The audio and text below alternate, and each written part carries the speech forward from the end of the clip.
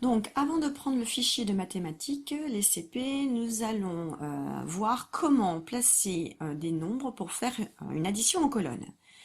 Donc, tout d'abord, avant de commencer, je vous rappelle qu'en haut, on doit laisser un espace vide pour placer éventuellement une retenue. Il peut y avoir une addition sans retenue, mais on laisse quand même un espace tout en haut. La première ligne, on la laisse pour une éventuelle retenue. Ensuite, la première colonne, on ne va pas l'utiliser non plus pour mettre des nombres, on va l'utiliser pour mettre les signes plus et le signe égal. Donc, en premier, on commence par colorier les colonnes en couleur. Donc, la deuxième colonne en orange pour mettre les dizaines, et la dernière colonne, celle de droite, on la fait en bleu pour mettre les unités. Moi, il faut que je mette 27 plus 33. 27, c'est 2 dizaines, donc je vais le mettre dans la colonne des dizaines, et 7 unités. Donc, je n'ai pas écrit 27 dans la même colonne. Hein. Non, hein, puisque c'est 2 dizaines et 7 unités. Donc, il faut bien que je sépare les 2 dizaines des 7 unités, chacun dans sa colonne. Plus, alors là, plus 33. Je vois 27 plus 33. Donc 27 plus, eh bien, c'est ici que ça va, les plus, 33. 33, c'est 3 dizaines et 3 unités. Ensuite, je prends ma règle et je trace un trait juste en dessous, bien droit, et en dessous du plus, je mets mon signe égal. Et maintenant, eh bien, je fais mon addition. On se rappelle qu'on commence toujours par calculer le nombre d'unités, parce qu'on ne sait jamais, peut-être qu'on va avoir une nouvelle boîte. 7 plus 3, ça fait 10. Ah bah voilà, vous voyez, il y a une nouvelle boîte, parce que 10, c'est quoi? 10, c'est une dizaine, alors je vais la mettre ici en retenue. C'est une dizaine et 0 jeton. 0, je le mets en bas, et je peux lire mon 10. Un 1 et un 0, 10. Maintenant, je calcule 1 plus 2 plus 3. 1 plus 2 plus 3, ça fait 6. Et donc, je peux dire que 27 plus 33, ça fait 60. On va faire la deuxième. J'ai déjà colorié les colonnes. Alors, attention, là, il y a beaucoup de nombres. Hein. Je vais commencer par le premier. Donc, le premier, c'est 20. 20, c'est 2 dizaines et 0 jeton. Je continue. Plus 32. Plus 32. 3 dizaines et 2 jetons. Plus 5. Plus 5. 5. 5, c'est quoi? C'est 5 dizaines ou 5 unités? C'est 5 unités. Donc attention, je ne le mets pas ici. C'est pas 50, hein? C'est 5 unités. Donc je le mets dans la colonne des unités. Et enfin, plus 21, eh bien, je mets mon plus dans la colonne des signes. Et 21, je vais mettre 2 boîtes et un jeton. Je prends ma règle, je trace mon trait, j'écris mon signe égal. Il ne faut surtout pas oublier le signe égal. Hein. Et je calcule. Alors, 0 plus 2, ça fait 2. Plus 5, ça fait 7. Plus 1, ça fait 8. Il n'y a pas de retenue dans la colonne cette fois-ci. Alors, 2 plus 3 plus 2. 2 plus 3, ça fait 5. Plus 2, ça fait 7. Donc, je peux dire que 20 plus 32 plus 5 plus 21, c'est égal à 78.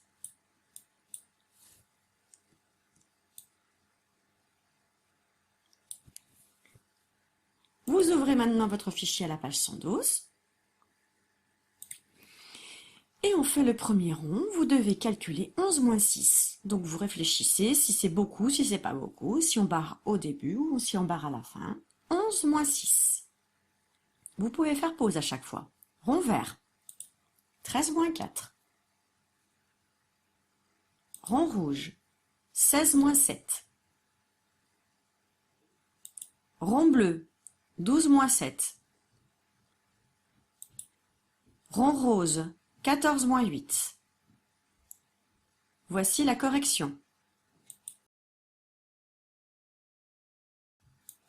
Alors, dans le cadre A, on doit poser les 3 opérations. Donc, je vous ai codé en fait pour que vous sachiez où placer vos opérations. La première addition, il va falloir la mettre dans le premier cadre rouge. La deuxième addition dans le cadre violet. Et la troisième addition que j'ai encadrée en vert, dans le cadre vert. Donc, il va falloir placer le 20, le 32, le 5 et le 21.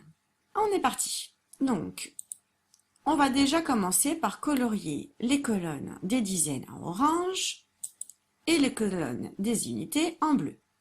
Puis, on écrit 20. Alors, 20 qui est ici, on l'écrit 2 dans la colonne des dizaines, 0 dans la colonne des unités.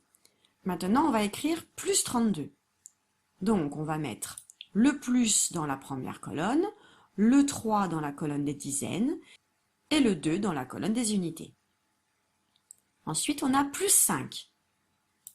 Et pareil, le plus dans la première colonne, le 5, attention, c'est 5 unités, donc on le met dans la colonne des unités. Et enfin, on a plus 21, plus le 2 dizaines, une unité. Ensuite, on trace le trait et on met le signe égal. Et on va faire l'addition. Donc 2 plus 5, ça fait 7, plus 1, ça fait 8.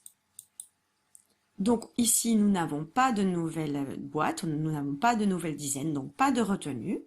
Et enfin, 2 plus 3 plus 2, ça fait 7. Donc 20 plus 32 plus 5 plus 21, ça fait 78. Maintenant, je vous mets la deuxième addition posée, mais avant, vous allez mettre pause et vous allez essayer, vous, de placer les nombres au bon endroit. Donc, c'est l'addition violette, vous la placez dans le cadre violet. Une fois que vous avez terminé, et avant de calculer le résultat, vous vérifiez en remettant la vidéo pour voir si vous ne vous êtes pas trompé. Attention, je montre. Donc, est-ce que c'est bon? Est-ce que vous avez placé les nombres au bon endroit? Est-ce que vous avez bien pensé à mettre les plus, le signe égal, le trait? Est-ce que vous avez bien pensé à laisser un espace tout en haut? Oui? Bon, alors maintenant, vous allez calculer les résultats. Et puis, je vous montrerai comment faire pour faire la troisième addition. Attention, je vais vous montrer la troisième addition. Avez-vous placé les nombres au bon endroit? Est-ce que vous avez bien pensé à mettre le signe plus, le signe égal, le trait? Très bien. Le trait, en fait, ça sépare les quantités qui sont égales. C'est-à-dire qu'ici, on a 78, mais au-dessus, on a aussi 78. Ce trait, en fait, il permet de séparer deux quantités qui sont égales. 78, et tout ça, si je calcule, ça fait 78. Ce qui fait que si vous oubliez ce trait, eh bien, ça ne veut plus rien dire. Le trait, en fait, c'est un trait de séparation. Ensuite, vous prenez votre règle graduée et vous allez mesurer les trois traits.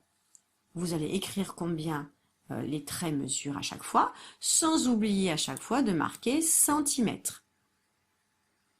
Si je veux dire qu'un trait mesure 5 cm, je n'écris pas comme ça.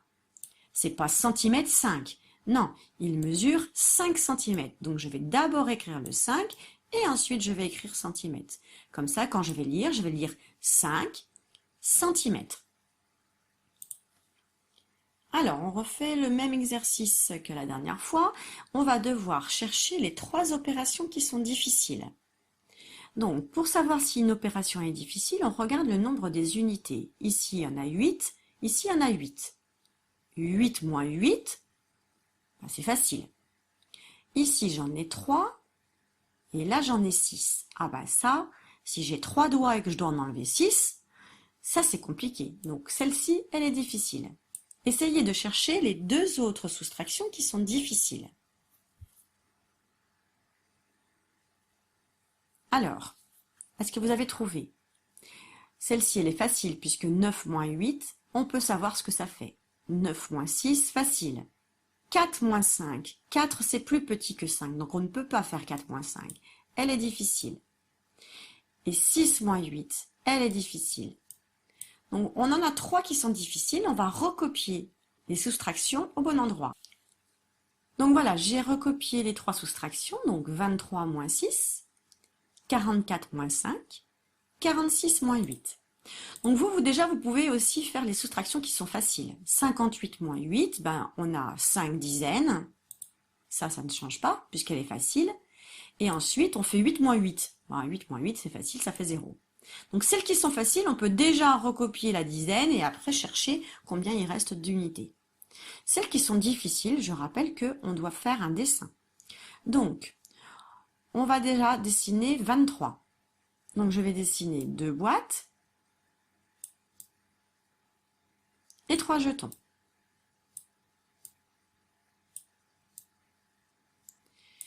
Je dois en enlever 6. Donc je vais en enlever d'abord 3.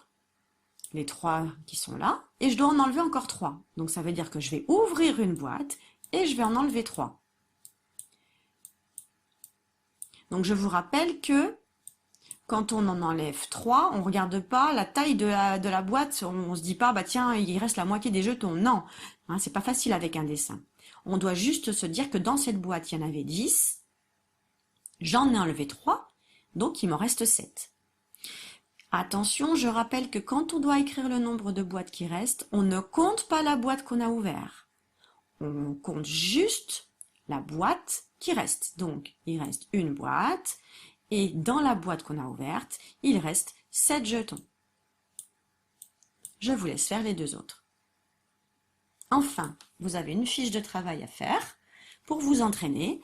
Donc, vous n'êtes pas obligé de la faire tout de suite, vous pouvez la faire dans un temps décalé.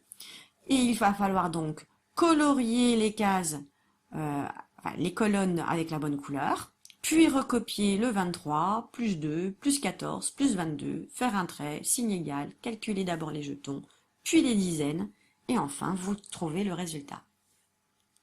Bon courage!